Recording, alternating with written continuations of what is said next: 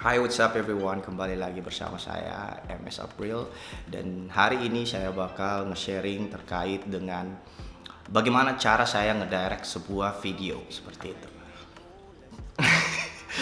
Pengalaman di tahun 2022 sangat banyak ya tentunya. Saya banyak banget involved di berbagai musik video dan salah satunya adalah video Subliminal dengan penyanyi yang bernama Art Sahda gitu.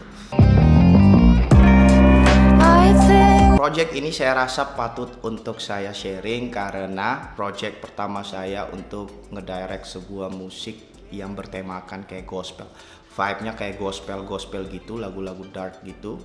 Yang mana saya sebagai director, project yang sering saya tangani adalah project hip hop gitu. Mencoba untuk mencari referensi lain di luar hip hop itu sangat-sangat challenging ya menurut gue. Kenapa sangat menarik? Pertanyaannya gitu kan. Kenapa patut untuk saya sharing di media atau medium saya ini? Karena banyak banget cerita yang bisa saya ambil dari project ini gitu. Dan hari ini saya pengen sharing terkait dengan storyboard yang saya buat. Pertama, efek-efek apa aja yang saya udah cantumin ini dan terrealisasi dalam musik videonya. Yang pertama adalah scene ini, as you can see. Jadi sini nih, ibaratnya kayak dia duduk, terus caturnya berjalan gitu. Contohnya kalau di videonya seperti ini.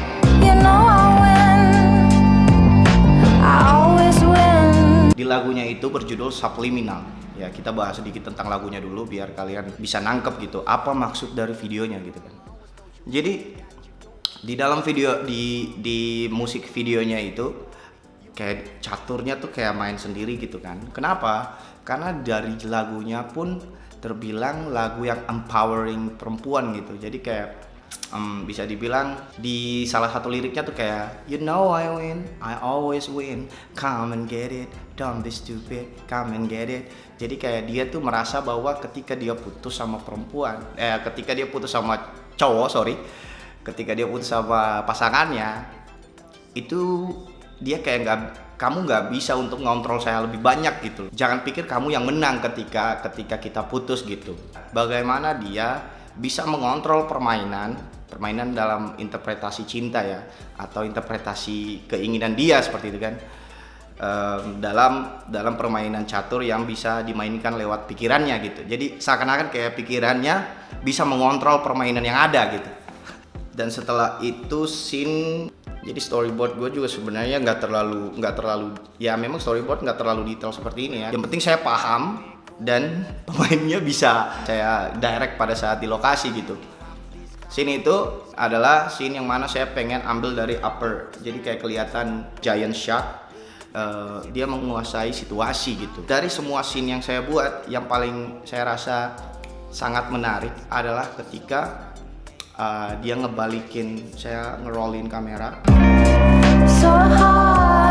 temboknya tuh berantakan. Saya seneng banget sih, bener-bener puas gitu dari hasilnya juga. Saya sangat puas gitu.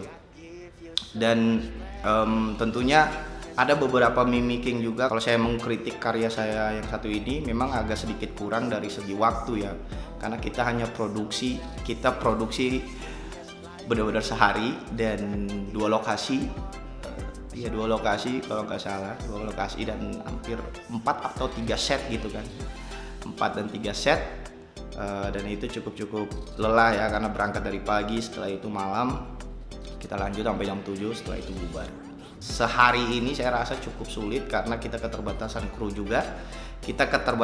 juga, dan bisa dibilang rada tricky ya, balik lagi rada tricky untuk ngegali persona dari si penyanyinya karena dia cukup tertutup. But so far di karya ini saya cukup puas dengan hasilnya ya, dan klien saya pun juga dia puas banget dengan hasilnya. Ya gitu ya, balik lagi karya nggak bakal ada yang sempurna, tapi kita mencoba untuk hit that level. Anyways, itu aja mungkin yang bisa saya share hari ini. Semoga bermanfaat dan semoga kalian bisa dapat sesuatu dari sharing saya kali ini. Dan ya, masih banyak project-project yang bakal saya sharing juga di platform saya yang saya rasa masih terlalu kecil ya, but grow terus, semoga bisa grow terus. Dan setelah ini kita bakal beranjak ke Palu. Saya bakal bahas bagaimana saya ngedirect video, salah satu video di Palu. I'm Ms. April and see you in the next story. Mofas.talk